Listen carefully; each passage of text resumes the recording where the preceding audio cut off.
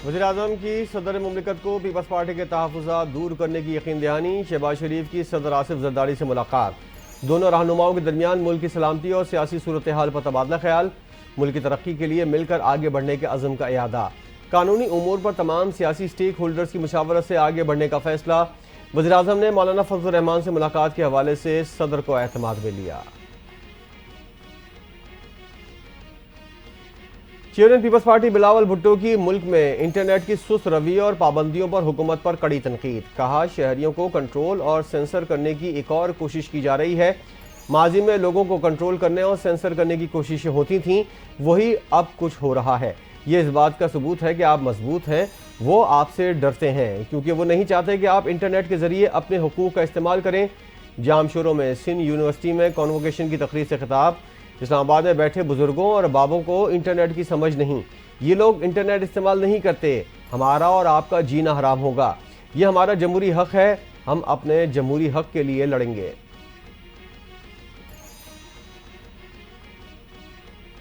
Peoples party और नून league के दरमियान पंजाब में पावर शेयरिंग पर ब्रेक थ्रू का इम्कान। नून लीग और पीपल्स पार्टी की कोऑर्डिनेशन कमेटियों का इजलास आज गवर्नर हाउस में होगा। पंजाब में पीपल्स पार्टी को मकामी सतह पर दरपेश मसाइल के बारे में मुशावरत की जाएगी। पीपल्स पार्टी के पंजाब में नून लीग से तहफ़्फ़ुज़ात पर बात होगी।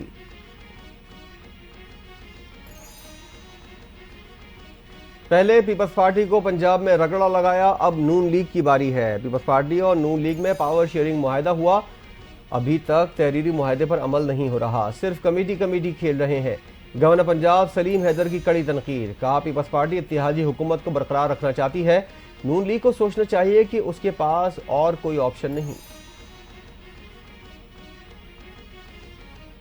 हुकूमत और अपोजिशन के दरमियान मुज़ाकरात का पहला दौर। दोनों कमेटियों की मुज़ाकरात जारी रखने पर इत्तेफाक। आइंदा इजलास 2 जनवरी को होगा। इजलास में PTI अपना चार्टर ऑफ डिमांड पेश करेगी। एलामिया जारी। दोनों कमेटियों ने मुज़ाकरात को मुस्बत करार दिया है।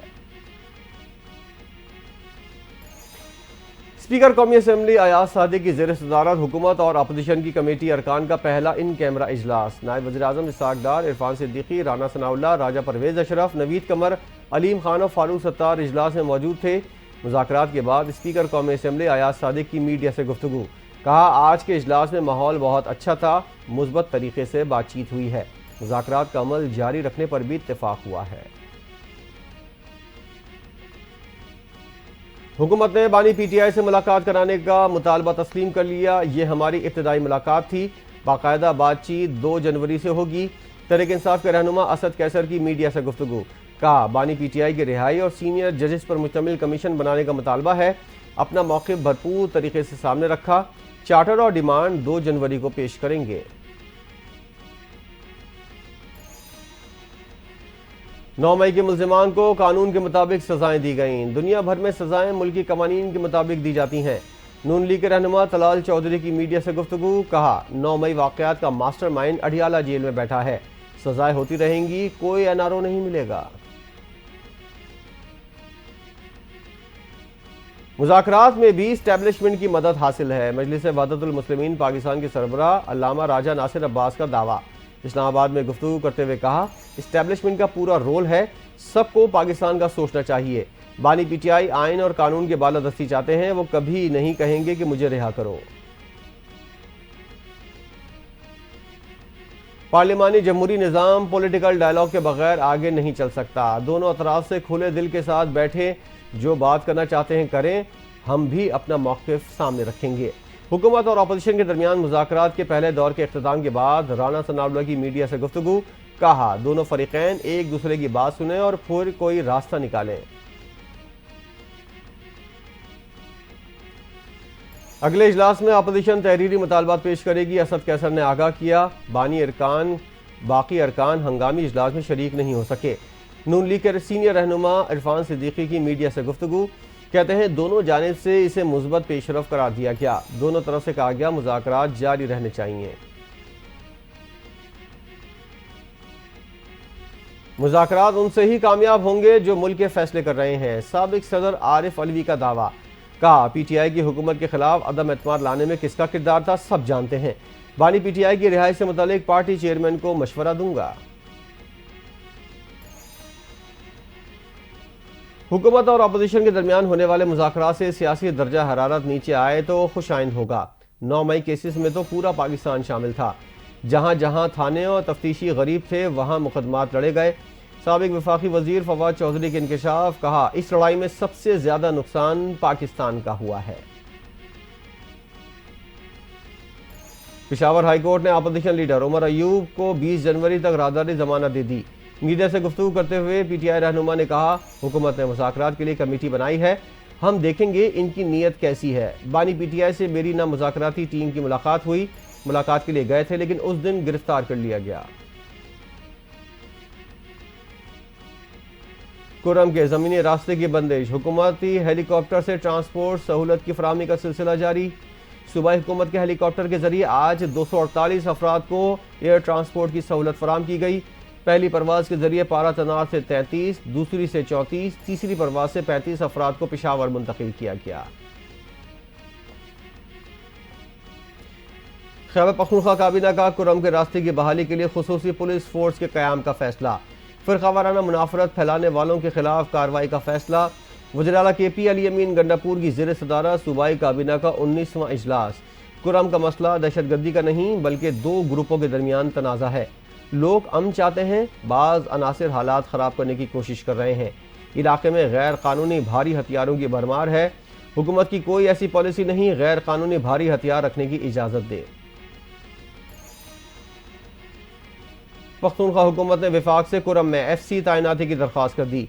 KP काबीना का कुरम में अमन अमान बरकरार रखने के लिए अमली इक़दाम का फैसला। हसास इलाकों में पुलिस की इजाफी नफरी की तैनाती भी की जाएगी।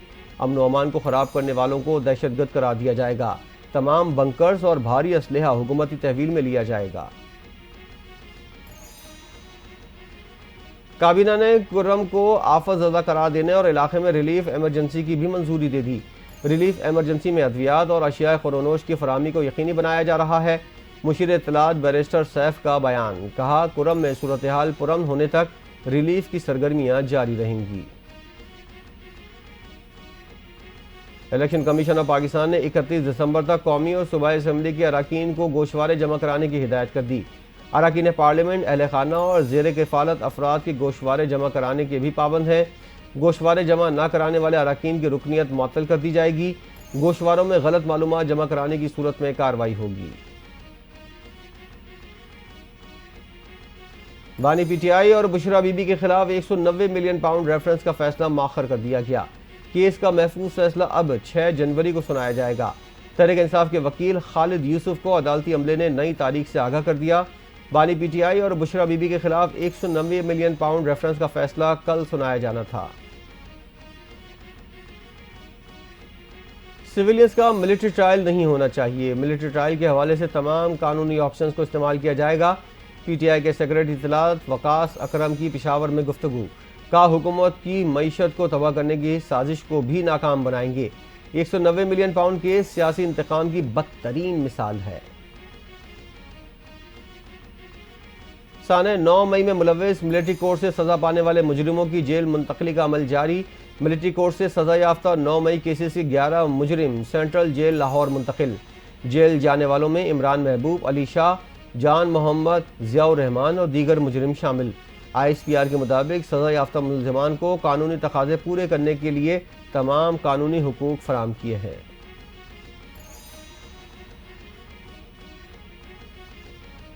इलेक्शन ट्रिब्यूनल के खिलाफ पीटीआई उम्मीदवार आमिर मुगल की दरख्वास्त पर हुक्म इम्तना जारी।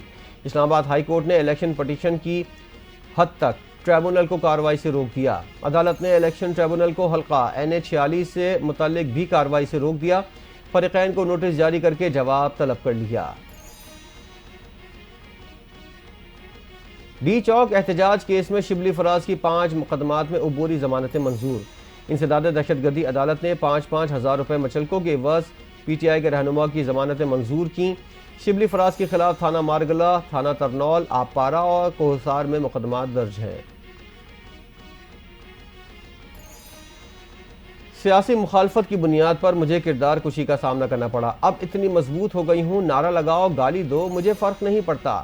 वज़ीर-ए-आला पंजाब मरियम नवाज ने हुनहार स्कॉलरशिप प्रोग्राम के दूसरे फेज़ का इफ्तिताह कर दिया। तकरीब से खिताब, कहा पीटीआई पर खुलकर तनकीद, गाली देना, बदतमीजी करना, गिरबान पकड़ना हमारी तहजीब नहीं। मैं भी एक माँ हूं, क्या कभी कोई माँ कहेगी जला दो, मार दो, डंडे पकड़ लो? वज़ीर आला सिंध मुराद अली शाह की गड़ी खुदाबख्श आमद। जुल्फ़िकार अली भुट्टो बेनज़ीर भुट्टो के मज़ार पर हाजिरी दी, मज़ार पर फूलों की चादर चढ़ाई। मुराद अली शाह कहते हैं, कराची में पानी की किल्लत नहीं, सिंध में पानी नहीं तो कैनाल कैसे बनेंगी? सिंध में पानी के मंसूबे पर आइन के मुताबिक अमल होगा। महंगाई पर काबू पाने के लिए कमिश्नर कराची ने डंडा उठा लिया। कमिश्नर कराची हसन नकवी ने तमाम डिप्टी कमिश्नर को मुतल्लिका महकमों के साथ कीमतों के हवाले से इजलास तलब कर लिया। डिप्टी कमिश्नर खुद फील्ड में उतरकर मार्केटों के दौरे करें, अशिया खुरोनोश की कीमतों को मॉनिटर करें। पाकिस्तान स्टॉक एक्सचेंज में मुसलसल मंदी के बाद आज बहाली के साथ कारोबार का आगाज। स्टॉक मार्केट में 4000 से ज़ायद पॉइंट्स की तेजी रिकॉर्ड। 100 इंडेक्स 4411 पॉइंट्स इजाफे से 1,13,924 की सतह पर पहुंच गया। Islamabad district and session court में मौसम सरमा की तातीलात का ऐलान। छुट्टियों के दौरान ड्यूटी जजेस मरहलावार जिम्मेदारियां अंजाम देंगे।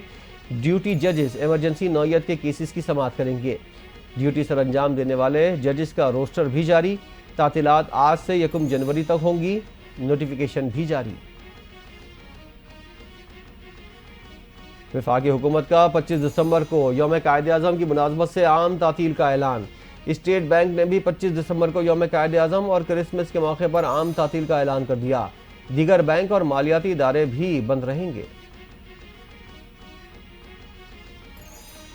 मंडी बहाउद्दीन चक 45 में अनोखी शादी की धूम। हवाई जहाज से गांव पर फूलों के साथ मुल्की और गैर मुल्की नोटों की बारिश। ओवरसीज पाकिस्तानी दुल्हा के दोस्त नोट निछावर करते रहे। फिजा में हर तरफ करेंसी नोट दिखाई दिए।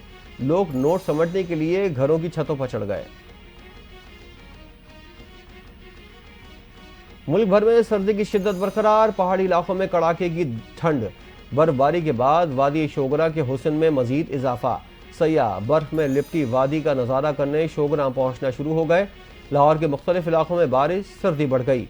महकमा मौसमियात ने मुल्क में मजीद सर्दी की पेशगोई कर दी। मरी के मैदानी इलाकों में मौसम सरमा की तातीलात के आगाज के साथ मुल्का कोसार में हल्की बर्फबारी का सिलसिला शुरू हो गया। मुल्क भर से आए हुए सयाह बर्फबारी से एंजॉय करने लगे। बर्फबारी शुरू होते ही सयाह होटलों के कमरों से बाहर निकल आए, मौज मस्ती करना शुरू कर दिया।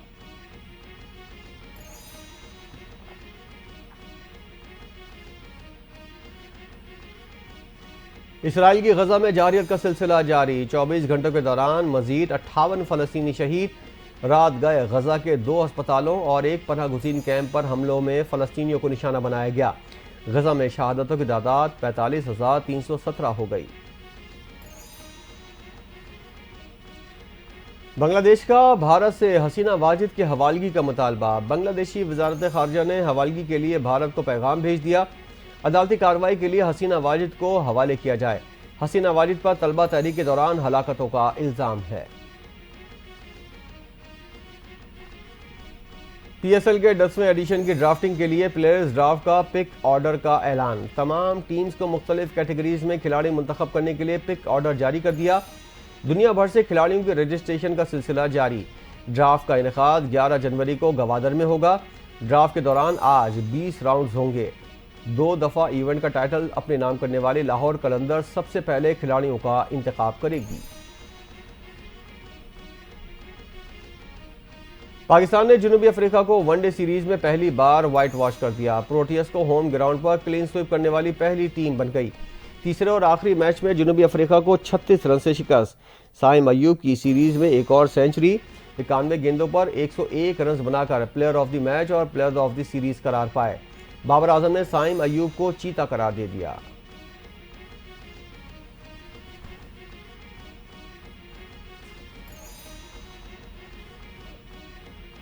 और कौमी वनडे स्क्वाड के खिलाड़ी जनूबी अफ्रीका में मार का अंजाम देने के बाद दुबई के रास्ते पाकिस्तान वापस पहुंच गए। वापस जाने वालों में शाहीन शाह अफरीदी, हारिस रऊफ, सुफियान मुकीम, तैयब ताहिर, उस्मान खान, अबरार अहमद, इरफान खान, मोहम्मद हसनैन शामिल। कौमी टेस्ट स्क्वाड आज सेंचुरियन में प्रैक्टिस करेगा। जनूबी अफ्रीका के खिलाफ पहला टेस्ट मैच 26 दिसंबर से शुरू होगा।